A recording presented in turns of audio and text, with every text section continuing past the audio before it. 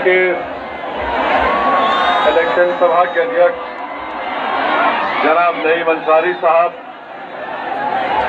मुस्तफा अली राही साहब, जनाब वीरेंद्र कुशवाहा साहब जो भभुआ के RLSP के प्रत्याशी हैं, हमारी बहन अमिता यादव साहिबा जो रामगढ़ के BSP के प्रत्याशी है,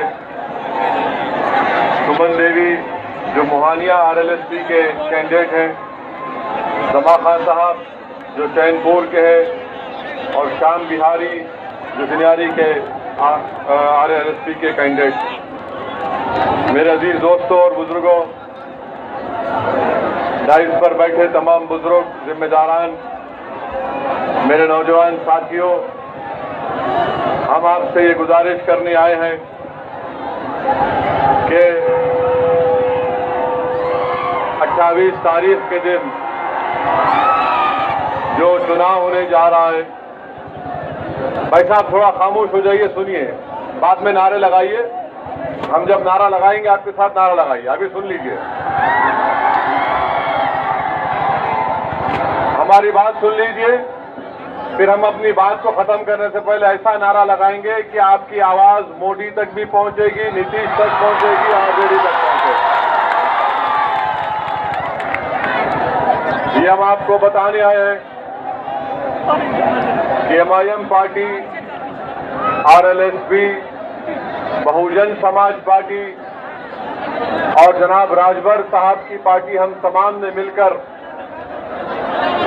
एक सेकुलर अलायंस फ्रंट बनाया है और हमारी कोशिश यही है कि बिहार की जनता को वो इंसाफ मिले। वो बिहार की जनता जो RJD के 15 साल में पिसी गई, वो बिहार की जनता जो नीतीश कुमार, BJP, मोदी के 15 साल के शासन में जिनको बेरोजगार बना दिया गया, जिनका गरीबी उनका मुकद्दर बना दिया गया, और आज ये अलायंस आपसे वादा करने आया है कि आप जनाब कुशवाहा साहब को इसका चीफ मिनिस्टर बनाइए और हकीकी मानों में बिहार की जनता से इंसाफ होगा।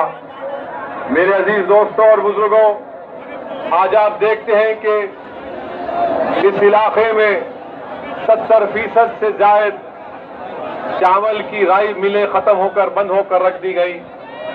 धान की खरीदी वक्त पर नहीं होती, इसीलिए इस दरमियान में आप देखते हैं कि बिचौलिया इन मासूम किसानों का एक्सप्लॉयटेशन करते हैं, इस्तेसाल करते हैं। हम आपसे वादा करते हैं कि यहां से आप RLSP के और BSP के कैंडिडेट को, प्रत्याशी को MLA बनाइए। वो जो चावल की मिलें बंद पड़ी हैं, इंशाअल्लाह ताला उन चावल की मिलों को खोल दिया जाएगा और करप्शन का बाजार नीतीश कुमार के दौर में उरूज पर है। बगैर 2000 रुपये दिए शौचालय नहीं बनता, बगैर 20,000 की रिश्वत दिए प्रधानमंत्री आवास में घर नहीं मिलता। हम आपसे वादा कर रहे हैं कि करप्शन को खत्म कर देंगे और गरीबों को उनका हक दिला कर रहेंगे। यहां पर मेरे भाई, आप ये भी जानते हैं कि आपके इस विधानसभा में, बल्कि पूरे बिहार में, बिहार एक वाहिद स्टेट है पूरे देश में जहां पर एक डॉक्टर 28,000 पेशेंट को देखता है।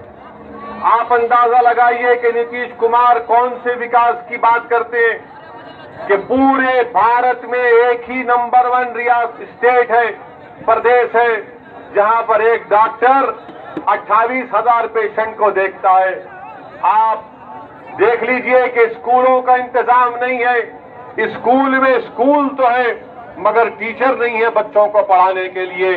यहाँ के हमारे नौजवान बच्चे अपनी डिग्री को हासिल करने के लिए बिहार से दूर दूर राजस्थान जाते हैं, तो कहीं दिल्ली और मुंबई जाकर अपनी तालीम को खत्म करना चाहते हैं।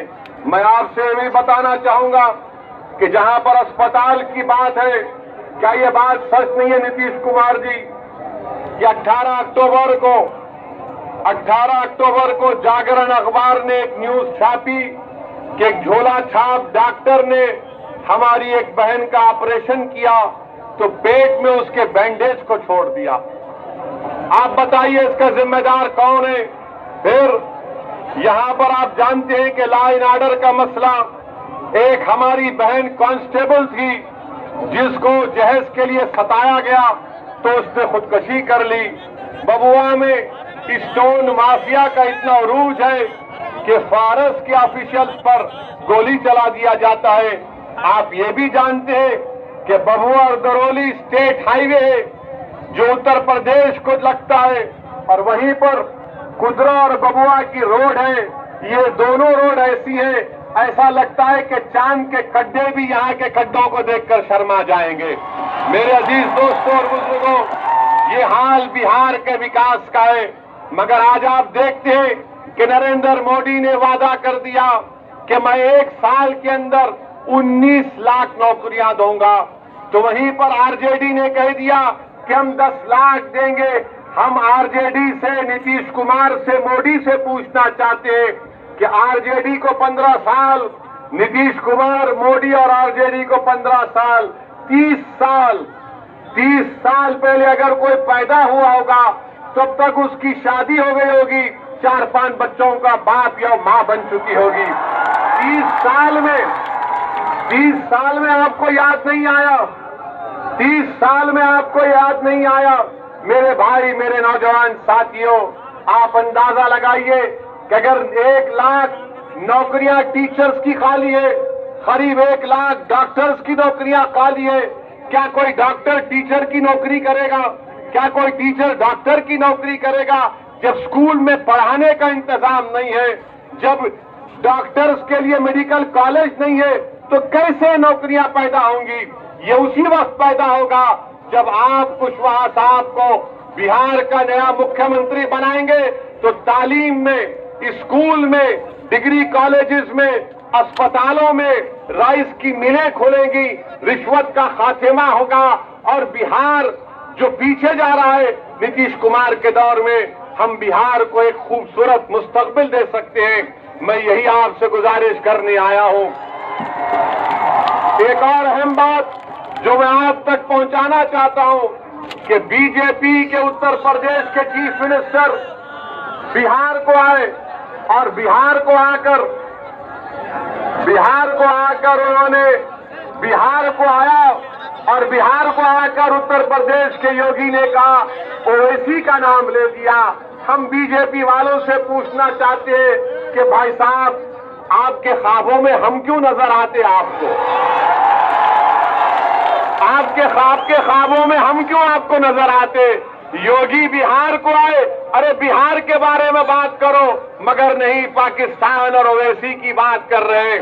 मेरे अजीज दोस्तों और बुजुर्गों, कल नरेंद्र मोदी ने इलेक्शन की एक सभा में कहा कि मैं अपने सर को झुकाता हूं बिहार के उन बहादुर जवानों ने जिन्होंने चीन के साथ गलवान की वैली में मुकाबला करते हुए भारत की सरजमीन को बचाने के लिए अपनी जानों को कुर्बान कर दिया।